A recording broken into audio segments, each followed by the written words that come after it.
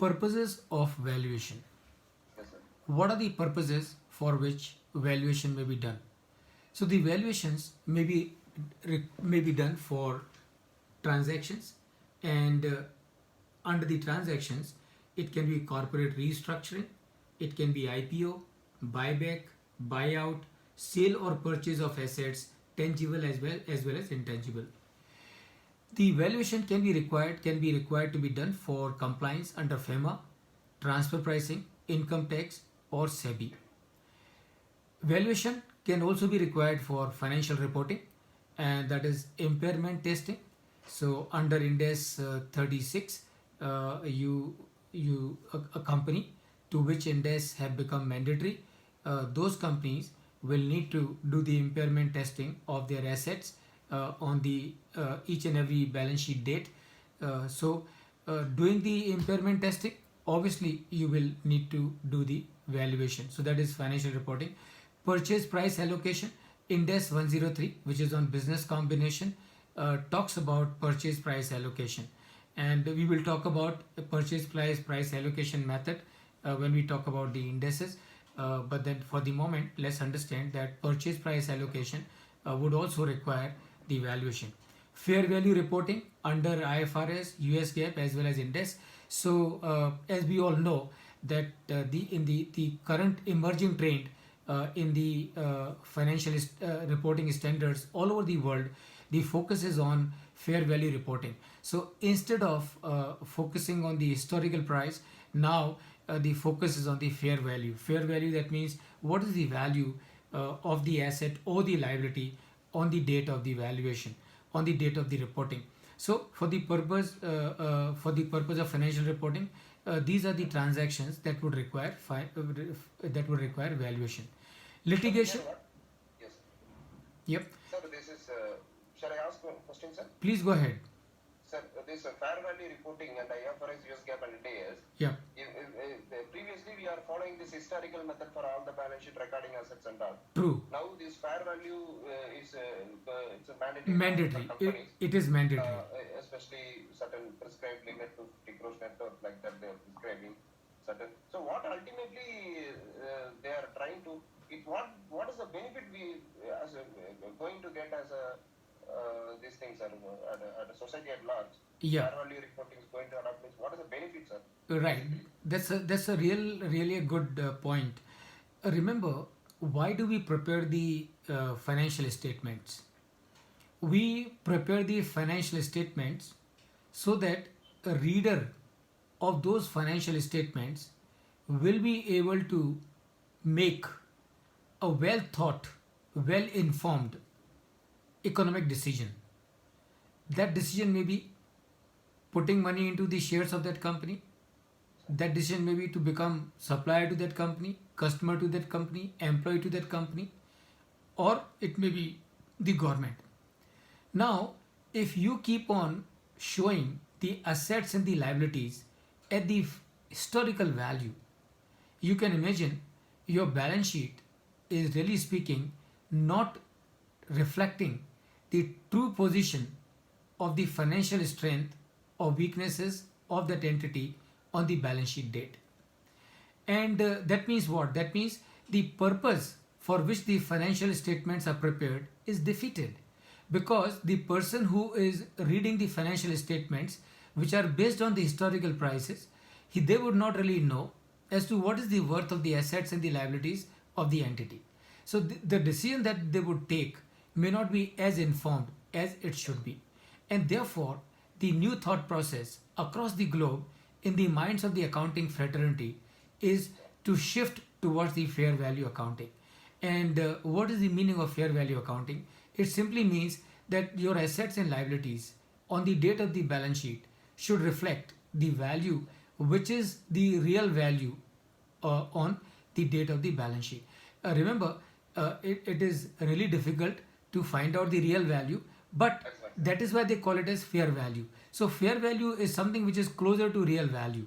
And so when you show your assets and liabilities in the balance sheet at the fair value, that means the reader of the financial statements has got better info available to him for the purpose of taking economic decision. And that is the reason progressively across the globe, everybody, all the accounting bodies are shifting, even the governments are shifting towards the fair value reporting. In India, we have 39 Indian accounting standards. Those accounting standards have become mandatory for all the listed companies other than the companies which are listed on the SME platform of the stock exchanges. They have also become mandatory to all the companies whose net worth is more than 250 crores. And by default, if index becomes mandatory to a company, indices become mandatory to a company, that means the parent company, holding company, associate company, subsidiary company of all such companies are also automatically covered under the index. So this is the whole background behind the fair value reporting. Sir, but this finding out this fair value, now we are also in our syllabus that's 103 or in days 38, all these things are there, sir. But in a practical scenario, is it how it is, sir? Whether we can able to find out the real value, sir? Exactly. Intangibles. Yes, exactly. See, that is the reason why the government of India has brought out the valuation rules, because all these the new breed of valuation professionals which is being produced in the country through the process of this valuation exam of IBBI. Now, these professionals are supposed to be providing the valuation services to all such entities. So, in case if index becomes mandatory to a particular entity, now this entity will have to show its assets and the liabilities in the balance sheet at fair value. And for that purpose, they will need to approach a person like me or you, or somebody who is become a member of, who is a qualified valuation professional. So these people will do the valuation. So they will find out what is the fair value of their assets and the liabilities using their knowledge, expertise and experience. So this is how it's going to be. It is already happening. So all the companies to whom indices have become mandatory, they have to show their assets and the liabilities on the date of the balance sheet based on the fair value as prescribed in the different accounting standards. So that is already happening. Sir, is it going to be like that for companies whose index is applicable? Yeah. For all the assets which are, on the balance sheet date, which has to be valued as a fair value and Yeah. so done by a registered valuer like that. For for financial assets that has to be valued by for every company.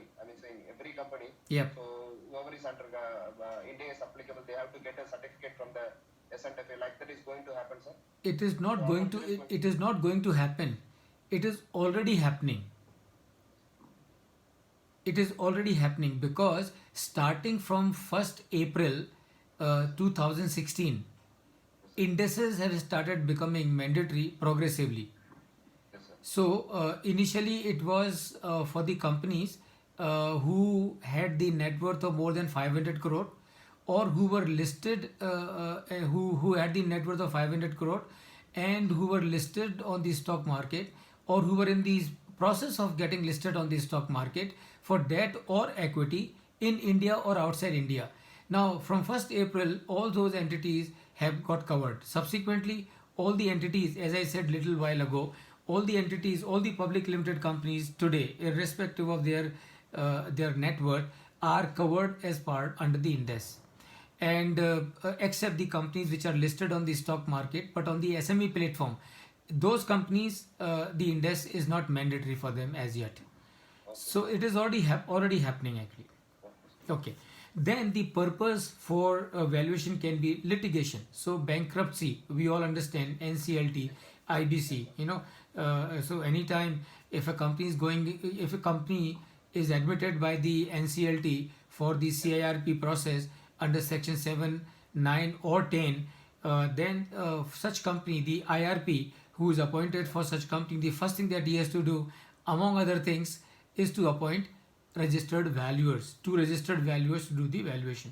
Shareholders dispute. So the classic example of the fight between Mukesh Ambani and Anil Ambani, how was it resolved? It was resolved through the process of valuation. Marital dissolutions can also be purpose, and then intellectual property dispute is also would require valuation. Then you got planning, so estate planning, personal financial planning, strategic planning, M&A planning will require evaluation. Tax issues, strategy evaluation, and identification of under or overvalued assets will require valuation. So these are the purposes that would require valuation at different stages. So this is